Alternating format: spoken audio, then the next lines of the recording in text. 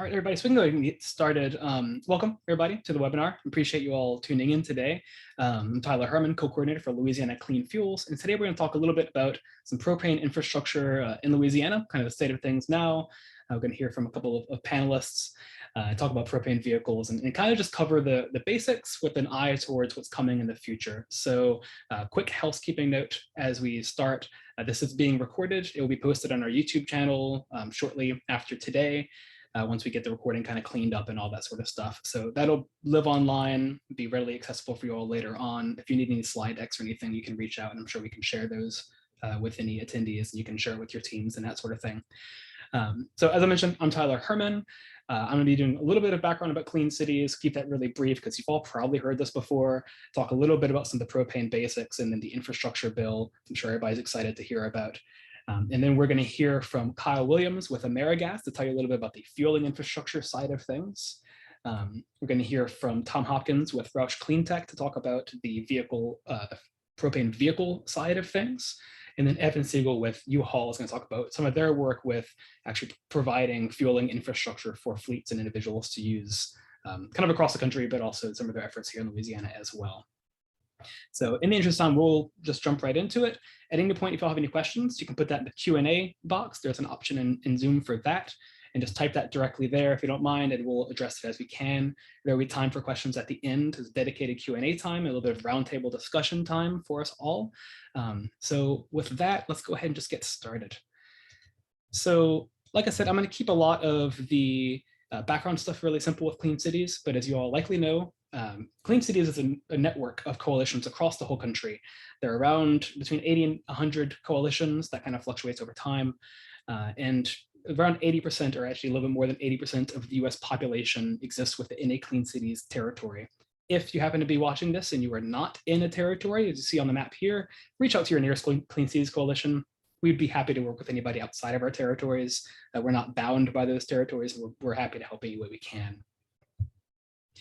We work with all of the alternative fuels, as well as some like idle reduction and non-fuel based stuff to help fleets reduce their fuel usage, their energy costs, and their emissions. And today we're talking about propane, but we do deal with all the other alternative fuels as well. Like we like to say, we're kind of fuel agnostic. We try to find the solution that works for the individual or the fleet that we're working with. So with that, why do we care? We're trying to reduce emissions from on-road transportation. We're also trying to reduce fuel imports, petroleum imports from other countries. That is a big goal of Clean Cities. And as of 2018, transportation is the largest sector in the US in terms of greenhouse gas emissions. That is a big shift for the entirety of US history. It was electricity generation that was the largest greenhouse gas source in the country. And now it's transportation. So the ball's in our territory, or ball's in our court, as it were. So that's one of the reasons it's so important for us to be working on this today.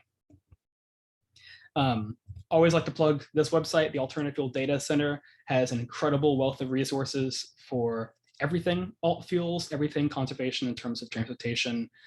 Great source to go look at if you have any questions about any of the stuff that we discussed today.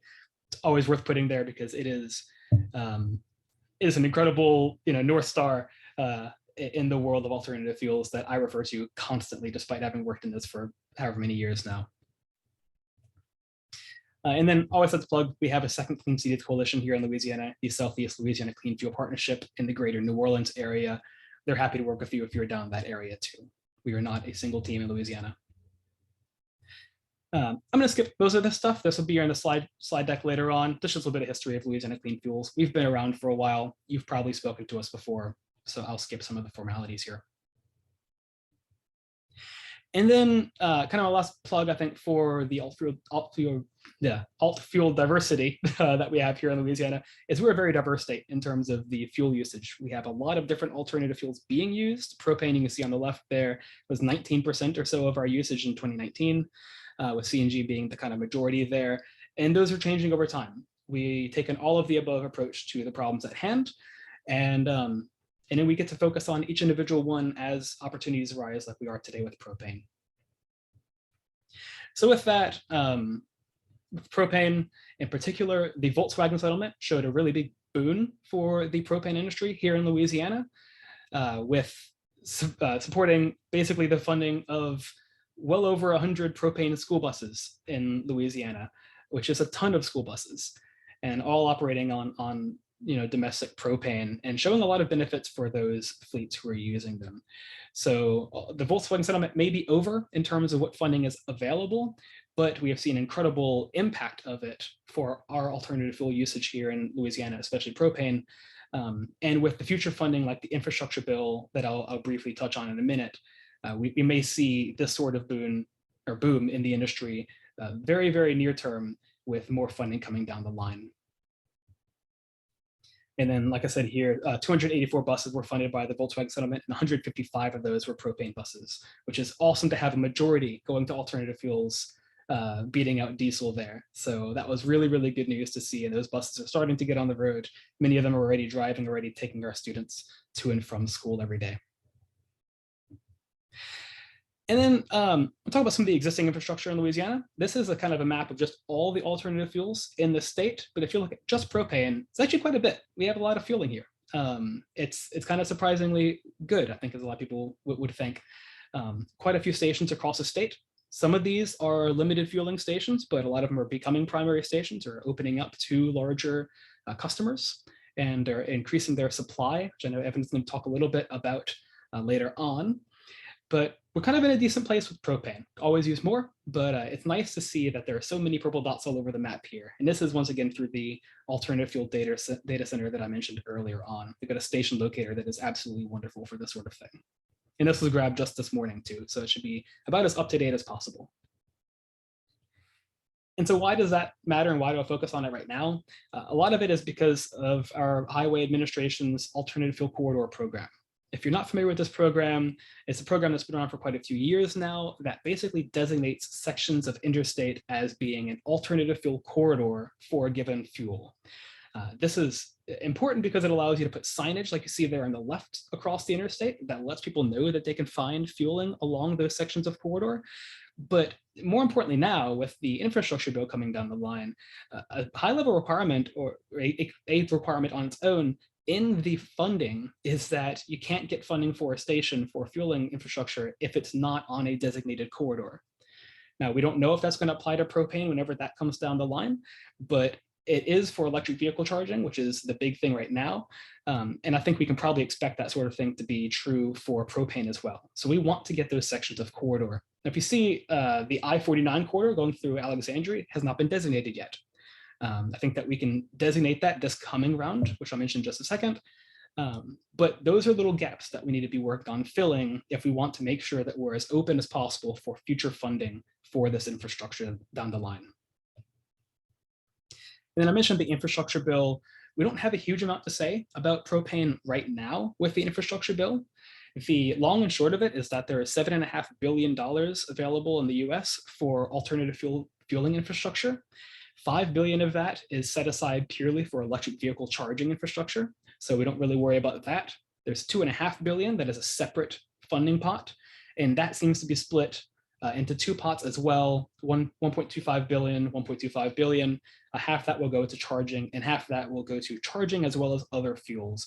Propane is called out specifically as being another fuel that can be used, and we don't know what that's going to come out to be. We don't know what the guidance is going to be. We don't know what the requirements for the stations is going to be yet. We're hoping to expect those here in the next couple of months in terms of guidance for what that funding is going to look like, what the requirements are going to be. But we want to be as ready as possible, and that's probably going to include these alternative fuel corridor requirements. Now, a new round of corridor nominations has just opened up, and nominations are due by May 13th. So we have very little time to get nominations for these final sections of corridor to make them into alt fuel corridors that can potentially get this funding down the line. But thankfully, none of the requirements have changed. So it's simple enough to get nominated, but we're really trying to be ahead of the game, and we're working very closely with our Department of Transportation here in Louisiana to make sure that we are meeting those requirements and planning as much as possible to get it done before that deadline. So those are kind of the relevant dates to keep in mind: the May 13th for that alt fuel corridors, and then next couple of months for guidance about what's going to happen with that $2.5 billion chunk of funding that may be eligible for the fueling infrastructure we're talking about today. And then the last thing is kind of a strange requirement that seems to be the case for this infrastructure bill funding is that the propane fueling infrastructure can only be medium to heavy duty fueling infrastructure. It doesn't have to support light duty. Why that's a specific call out is kind of beyond me, but I don't think that's really going to affect things too much, as we'll learn about the actual pumps and everything here in a couple of minutes. Just kind of an interesting requirement there that it won't be eligible unless it can support medium and heavy duty. So that's kind of all we know about the infrastructure bill at the moment. At the end, if y'all have any questions about that, we can discuss that some more. But that's kind of long and short of it until we get that further set of guidance from the Department of Energy and Department of Transportation on a federal level. So with that, that's kind of everything that I wanted to cover today in particular. And we'll just pass it on to the first of our panelists. There's my contact information there. You all probably have that already, but that'll be in the slides for later on. We're going to hear from Kyle Williams with AmeriGas about some of the actual supply side of propane for vehicles. So Kyle, take it away. Yeah, thank you, Tyler, and good afternoon, everyone. Really wanted to take a propane supplier approach to my portion today.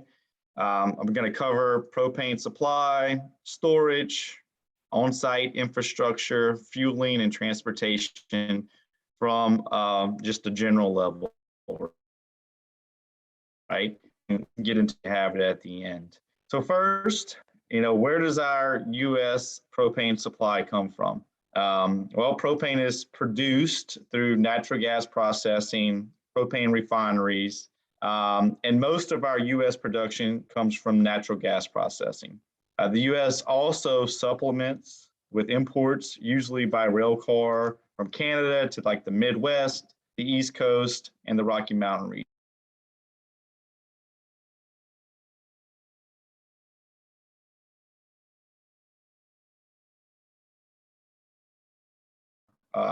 Transport trucks or pipeline. In general, it's really just the moving of product from larger tanks to smaller tanks. We talk about that all the time in our industry. We're just moving the product from bigger tanks to smaller tanks all over the country. Get the next slide there, Tyler.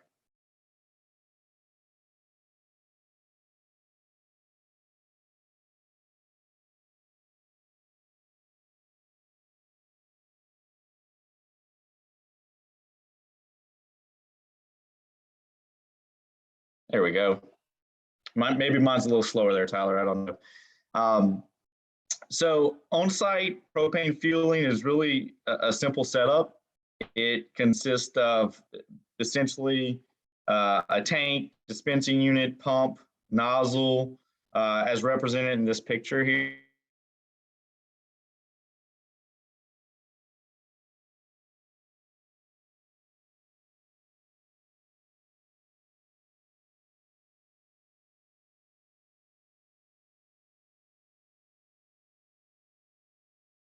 Next slide, Tyler.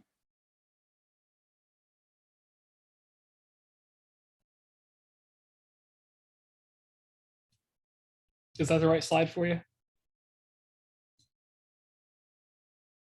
And yeah, we're good. Propane auto gas technology has made significant improvements over the years. It's very similar to what we're all familiar with when you pump gasoline, right? When you go to the gas station, flows at a similar rate.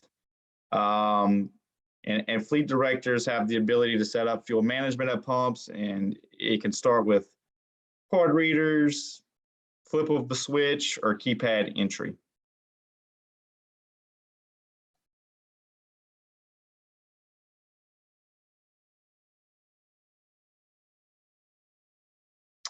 And the dispensers are closed pressurized systems. They keep propane in its liquid state. Again, just want to point out that it's very similar to the gasoline pump that you're all familiar with using. You can see the display. We've got the low emission nozzle. You see a shutoff and a hose assembly there, and we'll talk a little bit more about that as we move through the presentation.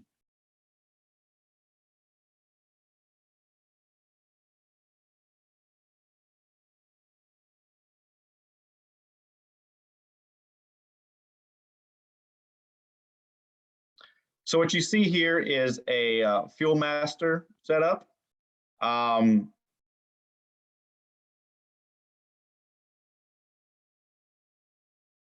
me get my right notes here. I think our slides got a little bit out of order. And what you can do with this fuel management system online, you can track detail for anything that you want. You can select vehicle numbers. You can include driver names, gallons, mileage, fueling time. And you would work with your propane provider to determine the level of information you want to track and the right system for your fleet needs. So as you work with your propane supplier about the type of information you want to track, they can help you develop the type of tracking system that you want. And this is just one example there.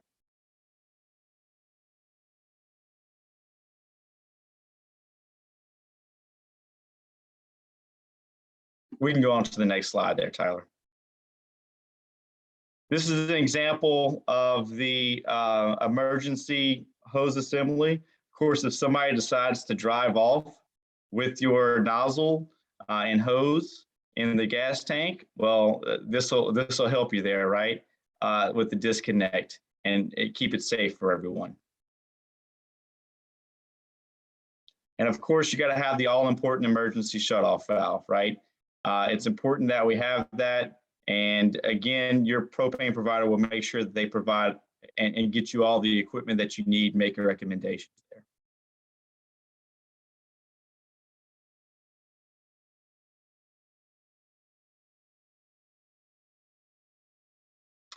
So you definitely should work with your LP provider to select to conduct a site survey according to NFPA 58 standards. Here are the few things that we look for, right? And this slide points out some of those spacing requirements as determined by those standards.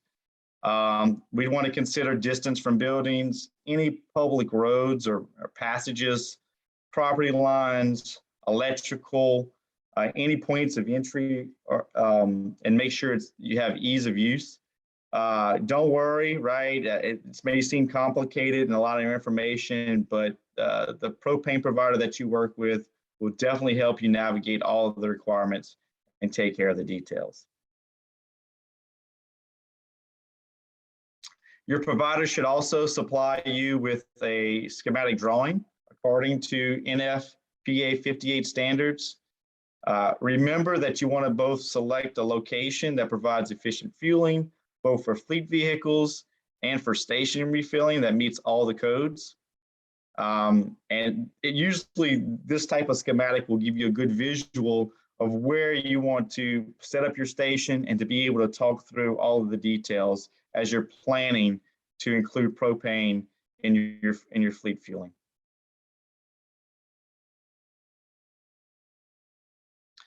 We always get asked, hey, what's the cost of entry, right? Well, it really depends on your needs, right? It depends on the size of your fleet, it depends on what bells and whistles you may want to need or include and have at your disposal. There are numerous levels of entry cost. If you have a large fleet, you may want to have an advanced fueling station that includes covered pumps and enhanced fleet management.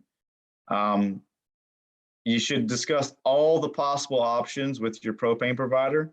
And remember that propane, again, is scalable and it can grow with your fleet. So you may start out small, and then as you grow your propane fleet, you can have additional add-ons. That way you don't have to jump in all in feet first, right? You can slowly build up to the level that you want to get to. Again, if you have 3 vehicles or hundreds, there is a solution for you, and you can adapt and change over time. Depending on your fleet equipment needs and other variables, you should definitely work with your supplier to determine what costs will be incurred by you, what costs will be incurred by that you being the propane customer, and what costs will be incurred by the propane supplier. And in many cases, some of those costs can be shared.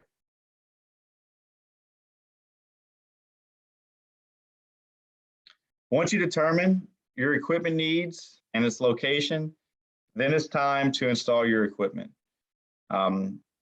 Your supplier will begin the installation by transporting storage tanks and installing the required tanks needed based off of what your needs were, right? And the determinations that you made early on in that schematic drawing and the site survey process, and the exact bells and whistles that you selected.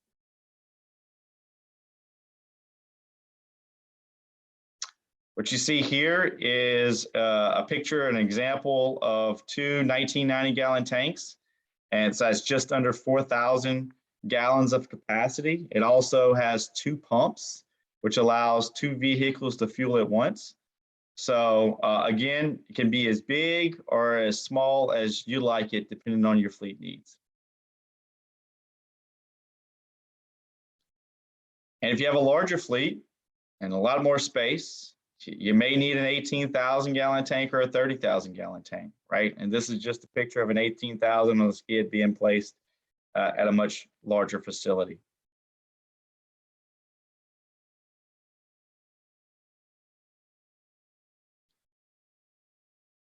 And depending on your tank size, right, you'll receive deliveries by either bobtail truck, that's the photo on the left, those trucks usually have a capacity of 2,500 to 3,500 gallons, or the photo on the right, which is a transport truck, which has a capacity of 9,000 gallons, right? So it can be delivered a couple different ways. And again, important to have a site survey conducted, understand your needs, the size of your fleet, so that you can select the right equipment and have the space available to be able to meet those needs and delivery needs.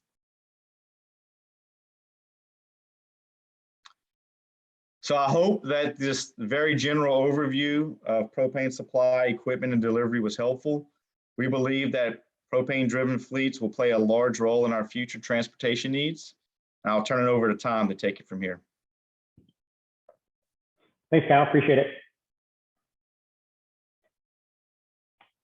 I want to welcome everyone to today's webinar. Thank you all for attending. Tom Hopkins with Roush CleanTech. We are a propane autogas fuel system provider.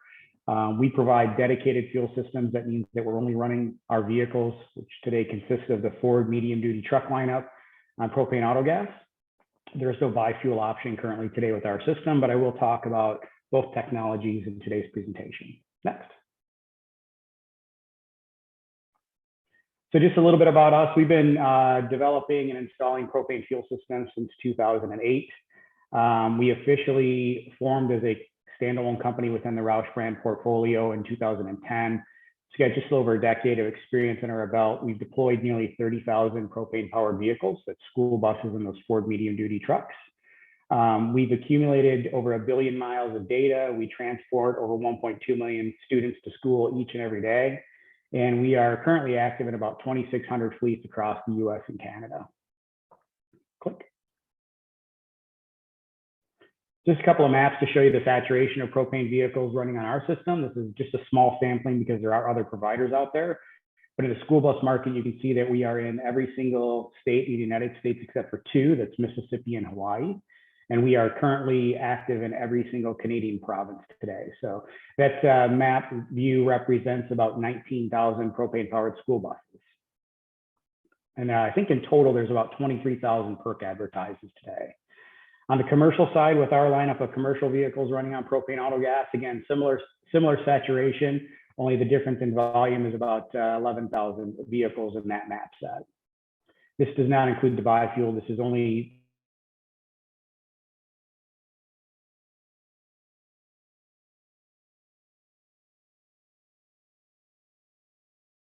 easy integration, the savings it offers, the emissions benefits it offers, and just the overall simplicity versus diesel. Talk a little bit about that in a slide or two.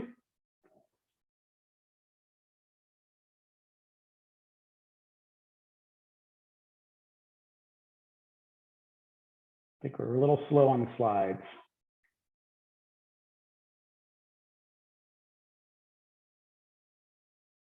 There you go. It's slowly loading. When Roush was in the development of their alternative fuel portfolio, we looked at a lot of different factors, and we looked at every fuel that was available. When you talk about diesel, gasoline, propane, CNG, and electric, These are the fuel options that many fleets are faced with today. There's even hydrogen out there today and some others, some hybrid applications. But when you look at the 5 majors and you think of things like ease of adoption and energy independence, the cost, scalability, cold weather operation, propane auto gas really does check all of the boxes. It is easy to scale. It does offer the cost benefit. It does offer a great emissions profile. In fact, today's propane fuel systems are near zero emissions with a 0.02 NOx certification. So really, really easy fuel to adopt based on what you heard from Kyle in terms of the infrastructure and seamless integration on the vehicle side with many of the providers that are available today. So go on to the next slide. I think next we just have an image of a lot of different vehicle applications that are available today, from police cruisers to school bus to service trucks, to stake bodies to beverage trucks, just a wide range of vehicle applications that are available today. Most of the light duty applications today are running on biofuel. That's where you'll have your gasoline fuel system still intact on the vehicle. And you'll get a small, what's referred to as a pony tank or a smaller tank that will go in a small footprint within the vehicle, either in the back of the vehicle or in the place where the spare tire usually sits. And it usually provides about 20 to 25 gallons of propane fuel. So you can still get the benefits of a low cost fuel for at least most of your trip. Recognize some emissions benefit, recognize some savings, but also have that confidence that if you need to go a long distance, you still have your primary fuel of gasoline that you can switch back over to and go on seamlessly wherever you're headed to your destination. Next.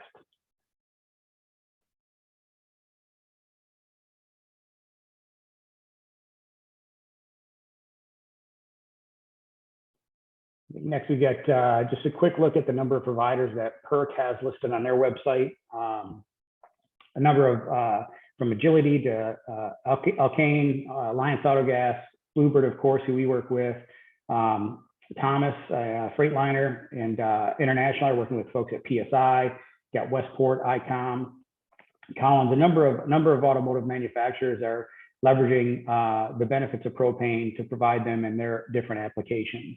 As I mentioned, the school bus side for us has been tremendous, and we're seeing districts every day make the decision to switch to propane because it does provide a lot of benefit.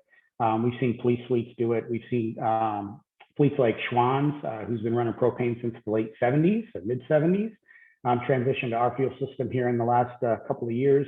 So fleets that have been doing it for a very long time are sticking with it, and new fleets that we're finding, particularly on the school bus side, that make the switch, they're repurchasing a propane vehicle 86% of the time. So the retention rate on propane vehicle autogas fuel systems is very tremendous. Next. One of the things that we did when looking at what we were going to do with our application, we have a great relationship with Ford, being Roush and tied very closely to Ford and Metro Detroit. We thought Ford was a great natural fit for us just because they have this qualified vehicle modifier program that they work with. Basically, Ford sets a book of requirements together that your fuel system has to meet in terms of integration, engineering, and safety. And they work with companies like Roush Clean Tech and some of the others you see on the right there to develop their, not only their fuel system, but also the way it integrates in the vehicle to make sure that the vehicle, the OEM vehicle warranty stays intact, and that it doesn't jeopardize any performance characteristics of the vehicle. So when you install our fuel system as an example on a Ford medium duty commercial truck, you're going to get the same horsepower and torque equivalent that you would have with gasoline. So you're not going to sacrifice any of that power validation that Ford's already done. So we think Ford's got a great program. That's why we stuck with Ford primarily for our fuel systems today. Click.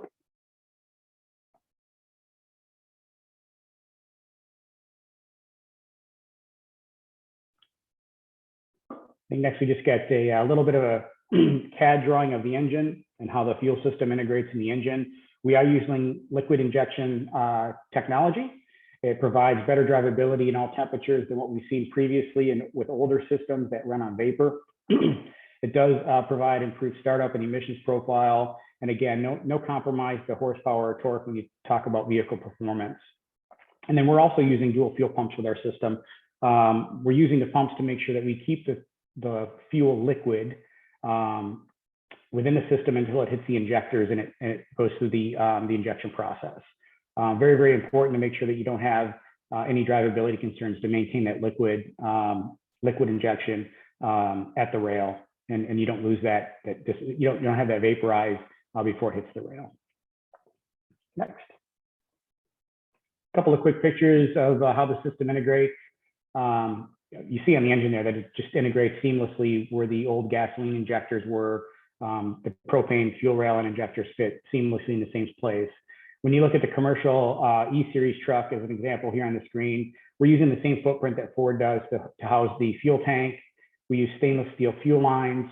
We're mounting the fuel fill in the OEM position. At the engine bay, you see our anodized blue fuel rail, which is turned to a chrome anodized today.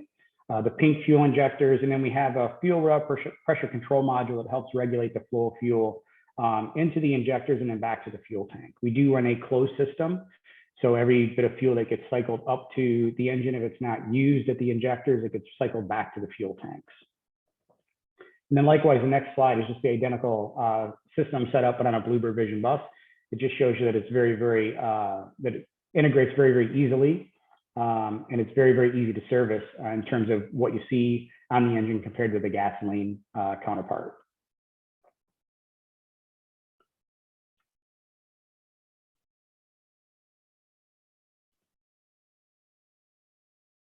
I think, Tyler, I think you can jump 2 slides.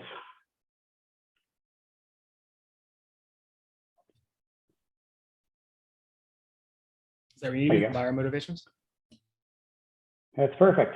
Yeah, so a lot of vocational applications on the medium duty Ford platform. You've got paratransit vehicles, you've got high lift airline service vehicles, you've got bucket trucks like you see on the bottom from Asplund, beverage bodies like you see Nestle Waters running, stake bodies, just step vans, a wide range of vehicle applications that can be used running on propane autogas. Each of these is running on propane autogas today. So really in the medium duty space, the possibilities are endless for what you could do, what you could put it on, and how you could use that vehicle. Next, we got a few more slides. We'll talk about the buyer motivators that we see most commonly. Things like U.S. energy independence, duty cycle simplicity, the financial piece, of course, it's got to provide a return, or at least has a box from a TCO perspective, and the environmental piece. So just a few slides on each of those topics, and then I'll wrap up.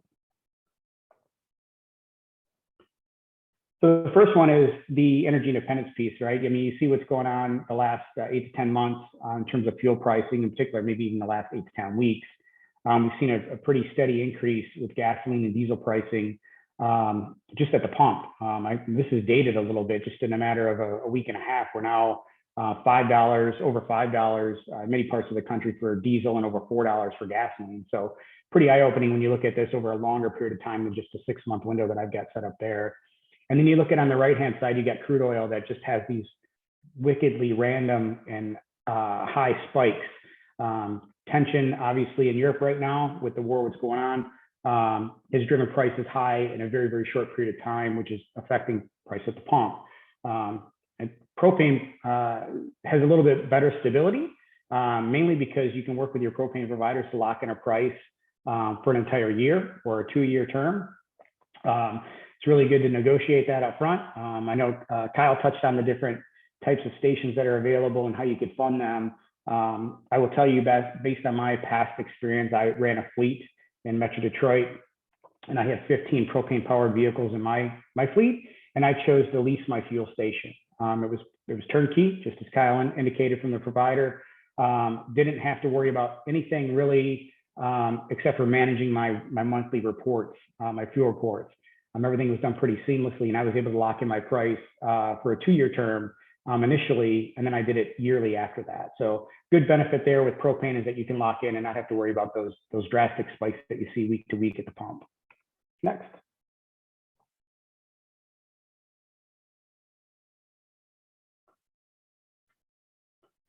So you talk about duty cycle simplicity. One of the things that we hear most commonly from the school bus side or from diesel operators is that they've become more complex over time with the emission standards and meeting those standards. So this is just the 15 components on the screen that go in to make the diesel today as we know it clean, right? It's a lot of SCR catalysts and depth head assemblies and a lot of circuits, SCR catalysts. There's just a lot of equipment, turbochargers.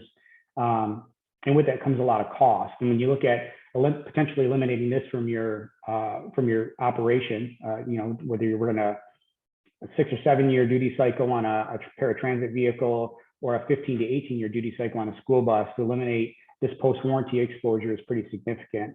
I'm going to click on the next slide to show you just a little bit what that means potentially post-warranties. If you were to add up each of these components on the screen and just purchase them once, it would be over $21,000 in expense post-warranty. So that's pretty significant. You combine that with a gasoline engine running on propane that takes today 8 quarts of oil and a $4 spin-on filter versus a diesel oil change, which is 17 to 30 quarts of oil and a $15 to $28 filter. You can see pretty quickly. We've got a whole chart, a whole deck of these charts that walk through the maintenance piece that shows how quickly propane can save you tens of thousands of dollars over the life of the vehicle. Next. And then I think the next slide just shows what's coming in the future for diesel emissions. It's going to get more complex, more complicated, and certainly more costly. We took these 2 pictographs, I believe, from Cummins' website a short time ago, and it just shows the additional hardware that's going to be added to diesel engines to keep them in compliance with the 2024 0.05, and then again at 2027 with the 0.02 NOx standard. The great thing about our fuel system today is it meets that 0.02 NOx standard today. We've got an option for that. So propane is set for the future emission standards that are coming 5 years from now. Next.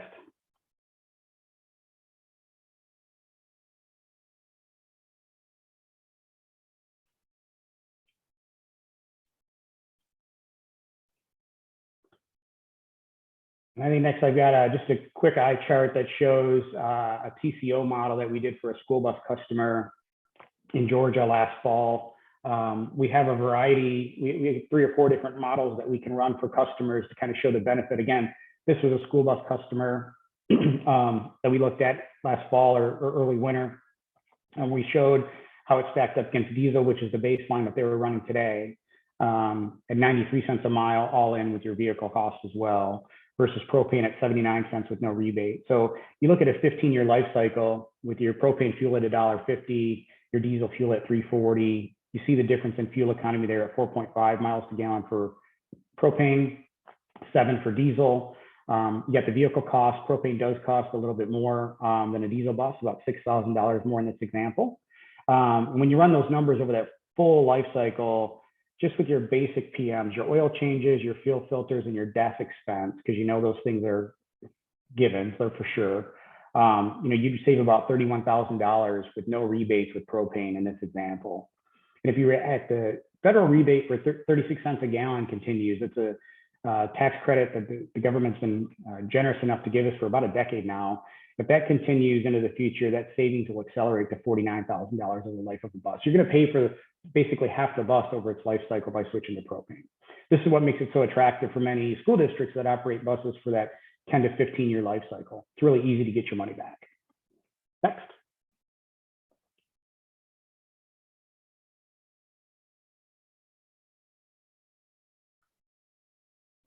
I think the last piece is that environmental piece. So PERC did a study, I want to say back in 2017 to 2018, that showed that head-to-head study, in-use study, propane bus versus a diesel bus. They ran the study twice. They validated it with the help of the folks at West Virginia University, the same folks that blew the lid off the VW emission scandal. And they found that the propane buses had virtually 0 particulate matter, that in use, they were 96% cleaner than the diesel bus. And the new technology today that we have, the 7.3 V8, that new technology is 25% cleaner on greenhouse gas emissions than the next best technology. So it's clean today versus diesel, but we're also making it cleaner for the future, which is awesome to see. You know, the more we can do to help the environment and still show that propane makes sense from a cost standpoint, the better off we all are. We got 2 more slides on safety. Just quickly talk about the fuel tanks and the different safety mechanisms.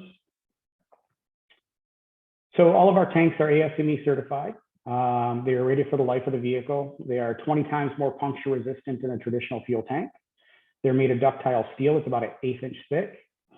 And all fuel tanks are leak checked before they leave our facility. So when we build a facility up, when we build a tank up and we start with just the raw material, the raw steel shell, we add all of our components in. We use this molecular stiffer that we charge the tank to 4 times its PSI operating pressure. And we also introduce an inert gas. And then we submerge it in this device that has hundreds of molecular sniffers that's looking for the smallest leak. It's looking to detect the very smallest leak. It has a prescribed duration that it sits in this device. Then the tank is bled down and it's released and cleared for shipping. So we know with 100% certainty that every single fuel tank that leaves our facility is certified leak-free. Next. And then the other great thing about our fuel system is that we've got a number of shut-off devices. So we isolate the fuel in 3 different areas: at the fuel tank, at the fuel tank on the supply side, the fuel tank on the return side, and the fuel rail pressure control module on the engine. So should there be an accident where there's a breach of the fuel system, we have redundant electronic and manual one-way check valves at those 3 locations. So if there's a breach of the fuel system, it's going to be isolated to a very small amount of fuel being able to escape into the atmosphere. And the great thing about liquid propane is once it's introduced into the atmosphere, it typically vaporizes instantly and goes into a cloud or gas. So very, very safe. And in summary, I think in my next slide, the design is very simple. We try to keep it simple and keep it in line with what the OEMs do with their fuel systems today. It's very robust. There's no duty cycle compromise. It's very economical to operate. It's safe by composition and design, and it is environmentally responsible from well to wheels. That's it. With that, I will hand it over to Evan. Thank you. Thank you, Tom. Let me switch the share over to Evan's. You seen the right thing there, Evan? Thanks. Awesome. Thank you so much. I can't see yet. Thanks, Tom. Hi, everybody. I'm going to talk to you a little bit about UHaul today. Next slide, please. Little background on our business first. UHaul was started in 1945, shortly after World War II, when all the soldiers were coming home from battle. As such, there was a lot of moving going along then, and our founder noticed that there was an opportunity to share equipment to meet the needs of the customers.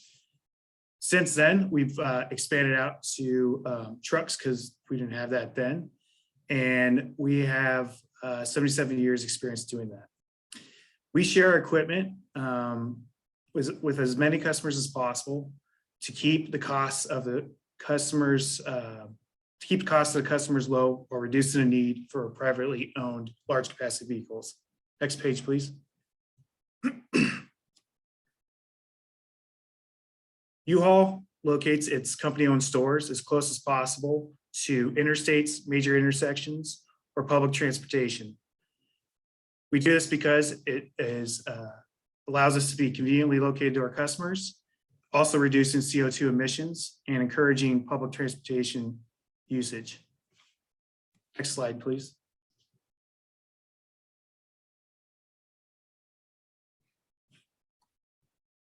UHaul takes its product stewardship very seriously. UHaul moving trucks have low profiles, rounded corners, and advanced chassis skirts to reduce wind drag, to improve the fuel economy of our vehicles by up to 20%. We also put fuel economy gauges in every vehicle so the customers are able to get real-time feedback on their fuel economy. This is especially impressive since UHaul doesn't pay for any of the fuel usage in our vehicles. It just demonstrates our commitment to reducing CO2 emissions. We also paint our trucks with 3 wet paint technology. What that does is it allows 3 layers of paint to be applied and baked at once. And this reduces 2 time cycles of paint drying. So typically in a regular painting fashion, you have to apply a layer and then bake it and so on and so forth. Next page. We also place our our neighborhood dealers strategically as possible, as close to the customers. So what a U-Haul dealer is, it's a locally owned small business that rents our trucks and trailers out to the public. By strategically placing these as close as possible to the customer, we're able to reduce travel time and increase convenience to our customer. This also increases or reduces the amount of CO2 emitted by the customer having to travel a farther distance to get their equipment. Every mile of reduced internal combustion engine driving eliminates 12 pounds of CO2 emissions. Next page, please. As a part of our fundamental core business model, U-Haul purchases existing buildings and rehabs them, or what we call adaptive reuse, the buildings into new U-Haul facilities. What this does is it reduces waste going to landfill. It also improves carbon emissions because you're not building a building from scratch, and increases the energy efficiency again because you're not burning energy to build a new building. Next page, please. U-Haul integrates green building practices into every single one of our buildings, whether it's existing or an example, an adaptive reuse building. We install energy efficiency, efficient LED lighting. We put dual pane windows, motion sensors inside our buildings. We also put permeable ground cover on our locations, allowing water to percolate through the ground cover into the aquifer. A notable achievement is that to date, our energy efficiency projects save more than 42 million kilowatt hours every year. And something especially pertinent to this webinar is we like to put propane stations at a lot of our locations, as you can see in that picture. Next page. So as previously discussed, propane is a clean alternative. As you can see on this slide, it is cleaner by all counts of greenhouse gas, NOx, and SOx emissions. Especially, you can see it's noticeably cleaner in the particulate matters of NOx and SOx. Next page, please. This is a study that CARB put out, which is a California Air Resource Board. It shows the carbon intensity scoring of many different fuel sources. As you can see, propane is cleaner than diesel. This is also a scatter plot, so it has to show all the ranges. But if you look at propane closely, the majority of scatter plots are significantly cleaner than diesel. Next page, please. As previously discussed also, propane can be cheaper to buy than electric, and just a little bit more expensive than a regular diesel's Cummins school bus. So if you don't want to buy a dedicated propane engine, you can convert to an existing vehicle or two or portions of your fleet to a propane biofuel system. This is lower upfront costs than buying a purchase outright. You also have lower costs of gas compared to gasoline or diesel. And you have lower operating costs and lower emissions. So it's kind of, you get the best of all worlds if you don't want to take the leap into a full purchase of a new vehicle. Next page, please. This is a propane cost calculator. Anybody can access this. This is on the PERC's website. What I did for this propane cost calculator is input the figures on the school buses below, and I also put their average mile per gallon and average cost of fuels in Arizona as of a couple weeks ago. As you know, it's kind of bounced around lately due to conflict. In this PERC cost calculator, you can see the total cost of ownership of a propane dedicated fuel bus is about $60,000 over its lifetime compared to a diesel vehicle. So that is pretty substantial when comparing and looking at propane vehicles. Next page, please. U-Haul has a wide distribution of propane stations. We are the largest distributor of propane in North America, and we have more than 1,150 company-owned public auto gas facilities. We locate ourselves next to interstates or main intersections, and we're open 7 days a week. And our locations are easy and convenient to access across the United States and Canada. In fact, looking at this map, you can drive across the United States just fueling up at UHaul propane stations, not taking into account any other propane supplier in the country. Next slide, please. UHaul has quite a distribution in Louisiana, as you can see from this map. You can almost drive across the whole entire state, as well as other states nearby. We have 3 primary fueling locations in Louisiana, with potentially more to come. But any of these facilities in this map, you should be able to get filled up at. Kind of a little bit of difference between a primary and a secondary station is that primary stations fuel at the rate of a typical gasoline pump, while secondary does not. So these other locations, you'll be able to get fueled at, but it just won't be as quick and convenient as a typical gasoline fill. Next page, please.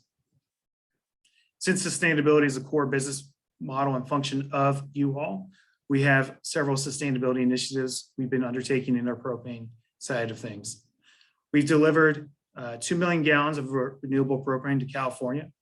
We also developed and implemented a 1 pound reusable propane cylinder. So for those of you who don't know, this is basically like those little green Coleman propane tanks that you use when you're camping. So this helps reduce waste. By the way, I don't recommend you fill those Coleman cans. They're not meant for that. It's not safe. I've seen several videos of that. We also have over 1,150 alternative propane fueling locations. And recently we've had some partnerships with clean cities to expand their LPG infrastructure. Most recently, Alabama, Texas, and potentially Louisiana. Next slide, please. Every new UHaul propane station is installed with a fast fill pump. We are also in the process of retrofitting our entire stock with these new pumps. To date, we've done about over 50% of them in North America. What these pumps provide is that it takes less time to fill. You've got more pressure. So these are these primary stations I spoke about earlier. So these will fill again at the rate of about the same as a gasoline vehicle. These stations come with Acme adapters and European nozzles, which should fit any vehicle that runs off of propane. And new clients, what I mean by that, will have access to pumps at their local locations. So if you sign up for a corporate account and there's a location that our corporate account member wants to fill out that doesn't have one of these pumps, UHaul will make the commitment to install a fast fill pump at that location. You also can pay at the pump, which reduces your time and provides convenience to our customer. Next slide, please. So if you're interested in corporate accounts and you're a large autogas fleet, UHaul has the option to set one national price for you, no matter where you go in North America. If you just want to dip your toe into propane and you don't want to make the investment of placing a large propane station, like Kyle was stating, UHaul is ideal for you because you can test 1 or 2 autogas vehicles without having to make that investment. With our large distribution and footprint, chances are there's a local UHaul near you where you can get this autogas filled at. UHaul also provides resiliency for all types of propane fleets, whether you have existing infrastructure in your fleet yards or not. I'll give you an example. We have a large package distributor that has made a large commitment with propane vehicles. They're running into issues with their vehicles running out of fuel on their routes. Because they didn't have a corporate account set up with UHaul and their fueling infrastructures at their yard, they're getting stranded. So we set up a corporate account with this UHaul or with this customer, and now they can fuel up across North America and don't have to worry about having stranded assets on their package deliveries. Next page, please. Thank you. Why should you choose UHaul as a corporate account partner? We're established and proven. We have an unrivaled public network. We are committed to alternative fuel sources. We are a long-term solution. We've been around for 77 years, and we have a simple, fast, and easy account setup. Thank you.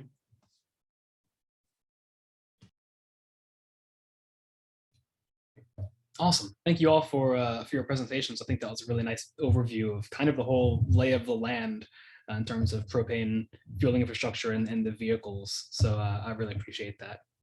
So I want to move into some questions and answers. I know I've got a few questions written down that we get a lot in the industry and that y'all get a lot that I think would be really good to touch on. But anybody in the audience, if y'all have any questions that haven't been addressed yet, please do put that in the Q&A box down below, and we'll go through these and just kind of have a discussion about some of this.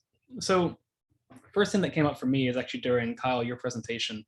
You touched a little bit on supplier-owned versus fleet-owned infrastructure. Can you kind of describe a little bit about what that looks like and maybe what those considerations are on the fleet side of which one they'd want to go for with that, and kind of what those deals look like? Yeah, thanks, Tyler. There's a lot of variables there, right? And it really depends on the nature of their fleet. Size of the fleet, usually if they're just making entry into the propane world, right?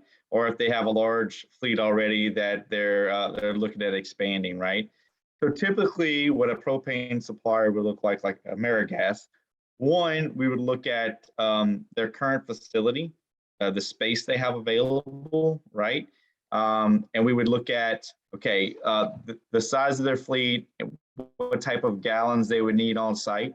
For instance, just take school buses, for instance. We usually average, we say, okay, the average school bus is going to use 3,500 gallons a year. That's kind of the number we come up, generic number. It could be more or less, right? And we'd use that number, and we the miles that will drive a year at the number of vehicles they have, and we determine what they would need for that specific fleet as far as storage capacity. Then we would talk to the fleet directors about what kind of bells and whistles would you like to have, right? Do you want a large canopy, right?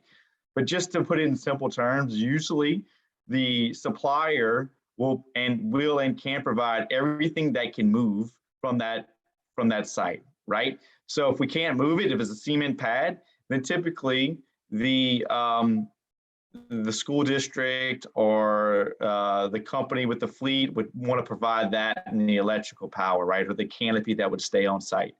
Propane provider, in most cases, would work into the deal, the tank, right? The fueling equipment, and everything that goes into that consideration. So cut and dry, if it stays on site forever, usually the customer would provide that, and then the propane company would provide everything else.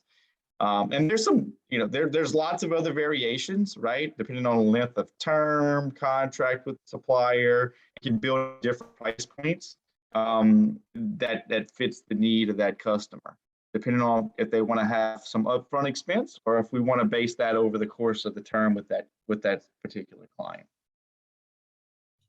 It seems like a big convenience piece, I think, in a lot of situations.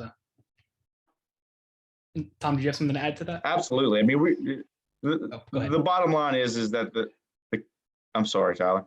The bottom line is that based off of the need of the customer, we're gonna provide a solution that works best. And there's a lot of options out there, right? There's a lot of options, and we can adjust and adapt based off of the needs of the client. Yeah, absolutely. That makes a lot of sense. So I had a question too that came up for you, Tom. You mostly talked about new vehicles kind of across the board, not too much in terms of conversions of existing vehicles. But with y'all's QVM service with Ford, do y'all do any retrofits at all of existing fleet vehicles, or do y'all primarily prefer to work on the side of vehicles that are going out for new delivery to fleets? No, just like what Evan mentioned, we do offer retro systems, but they are dedicated. They are on that same book of Ford medium duty vehicle platforms. But we do offer a retro as well. We've always looked at it from the lens of the biggest bang for the buck is getting it new out of the box. And running it for as long as you can. That way they generate your most savings, your most diesel displacement. But we do have customers that have purchased new vehicles, ran them for a period of time, and then looked at propane, and we've converted as well. So they are available today. It makes sense. I think that's a kind of a trend we see in all of the alternative fuels. Is you save your money in operations. So if a vehicle has a lifetime that you can't go over of 10 years or 15 years, converting halfway through, you're only getting half of the time to save your money. So it makes sense that it wouldn't work out as often to be an economical choice, right? I think one of the other questions that I think we get a lot, that maybe I think any of y'all could probably touch on, maybe Evan too, or especially the different nozzle types. Is it pretty universal? Is there a standard for nozzles for a propane vehicle? Are you ever going to go up to a station and not have the right nozzle to fuel your vehicle if it's a propane fueling station for vehicles? So we have Acme adapters, European nozzles, and that should cover the vast majority of them. I believe, correct me if I'm wrong, I'm not a propane expert here. I believe the European nozzle is actually starting to become standard across all of propane vehicles, right? Yeah, that's what I thought. Yep. That's good. I know a couple industries that should really converge. Yeah, everything that we're building today comes with that European nozzle. And then we typically we're providing that Acme 1.75" adapter with the vehicle as well to make sure that they have it, whether they're hitting a station that's set up for Euro filling or not. Yeah. And UHaul has all those adapters. So whatever vehicle type you have, we should be able to fill it. Yeah, and of course on site we'll provide what's needed as a supplier.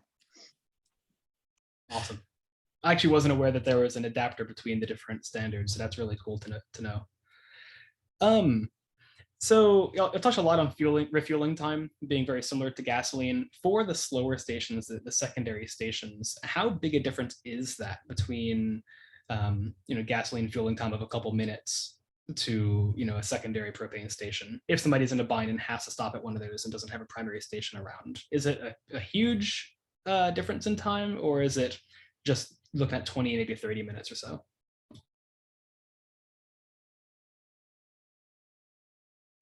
Or maybe that one depends too much on the vehicle.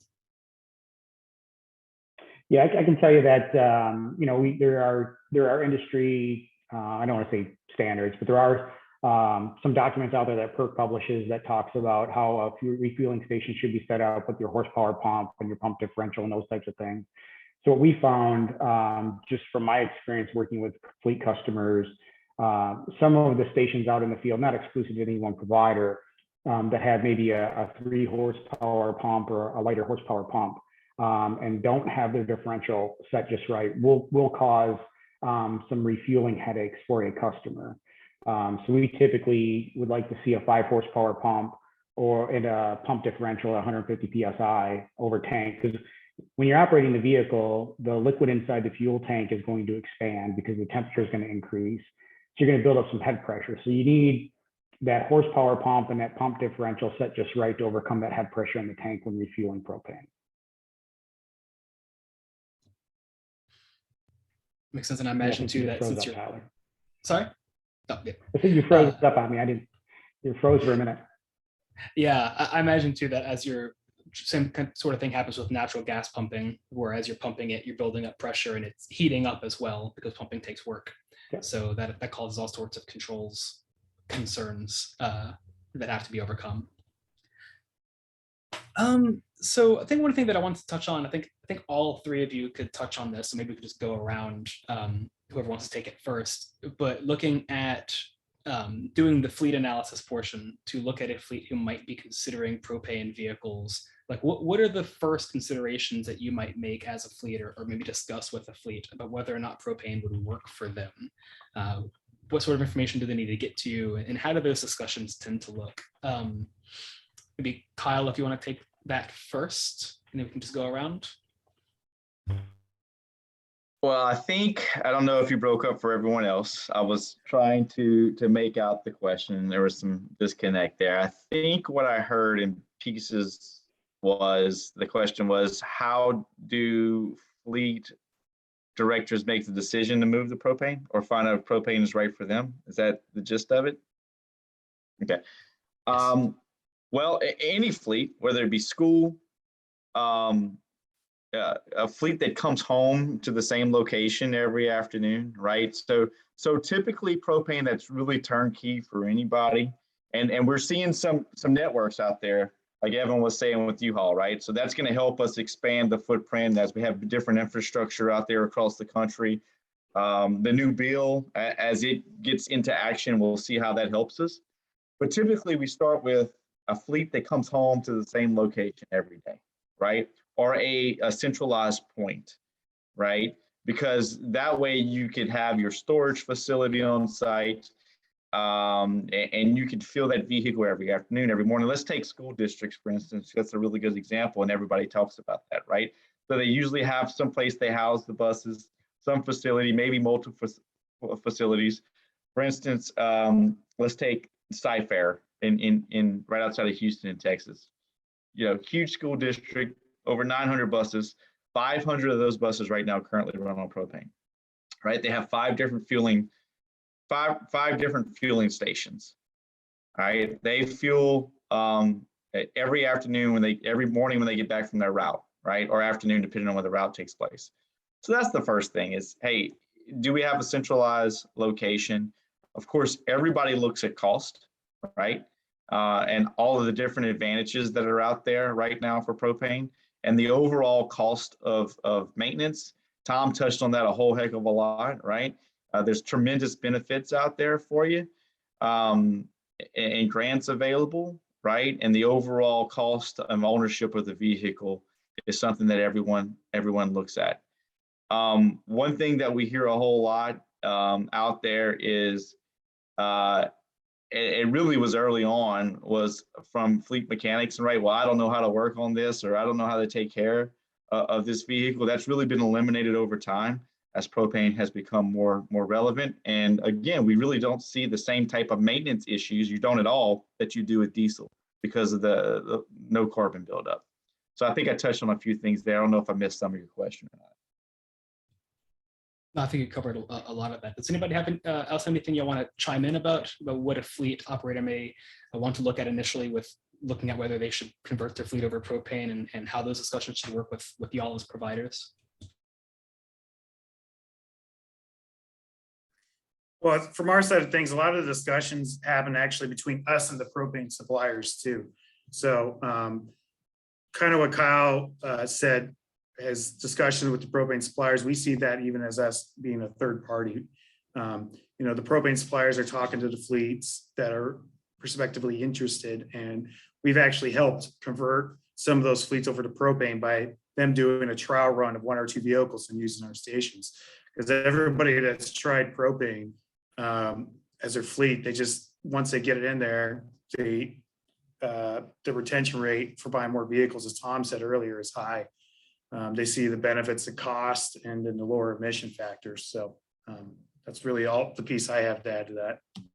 Yeah, and just to add on to that, I mean, really, you're exactly right. Once someone goes to propane, they don't go back, they just add on. And there's so many benefits that we don't talk a whole lot about, whether it's, you know, they run so quiet, right?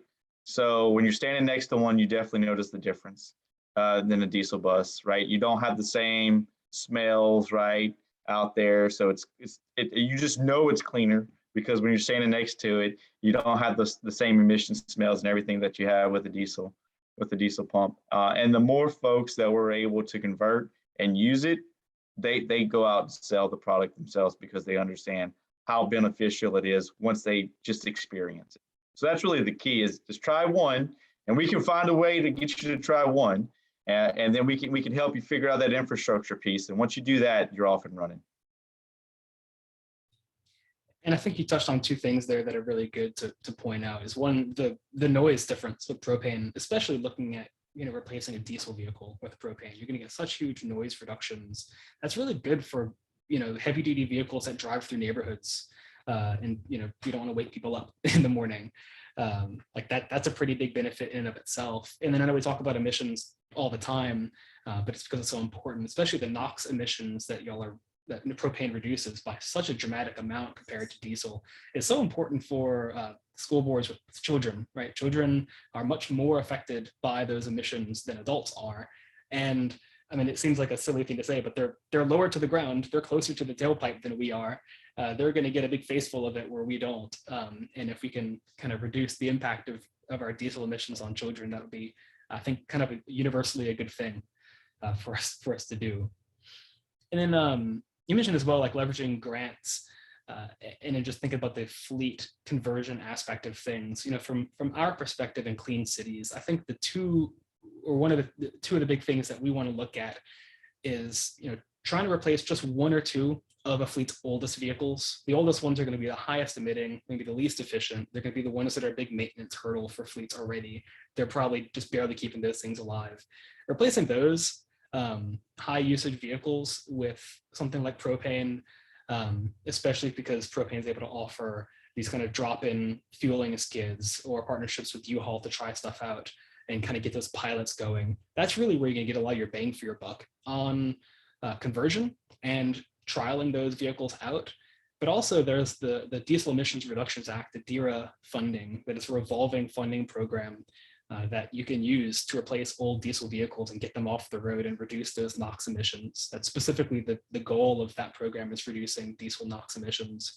And again, especially with school buses, because it's such a perfect fit for propane in so many ways, that's a huge target. I know we get a lot of DERA applications in Louisiana for specifically for school boards or school buses, and the emissions reductions are huge through that. And you can get 25% the cost of the vehicle off from that grant, so it's pretty significant. And I think those are just other things that kind of play into that, getting your feet wet with the alternative fuel and kind of moving into it.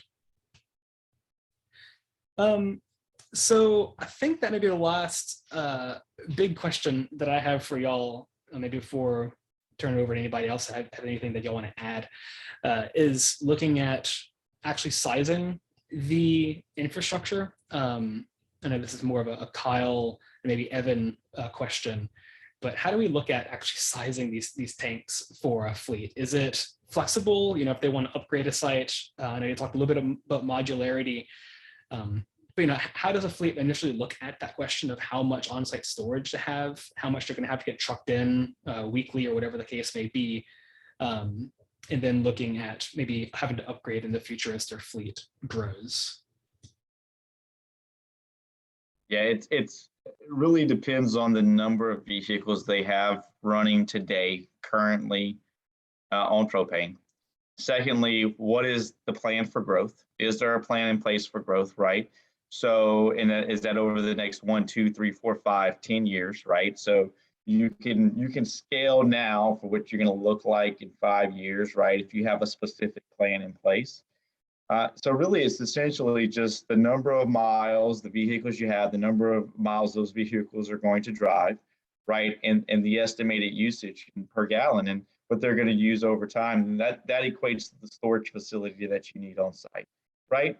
And the other variable is how many times you can fuel it. And then obviously, the more that you buy in bulk. So a little tip out there, if you're getting transported via the 9,000 gallon semi trucks, you're going to pay a smaller amount per gallon because you're buying more of it at one time, right? Versus having it delivered 1, 2, 3 times a week via that bobtail delivery. So you start with the fleet size currently, and what is the plan for expansion if there is one, so you can scale it now based off of that in the space that you have, right, at the facility.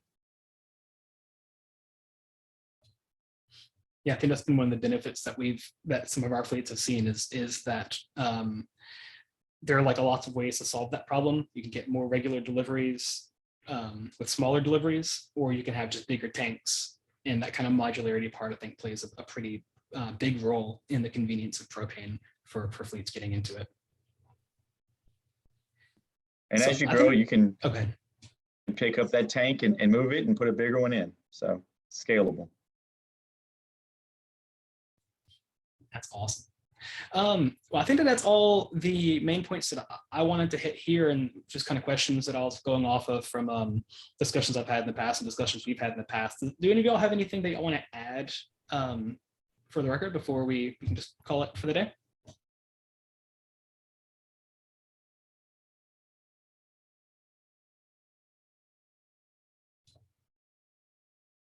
Okay, everybody.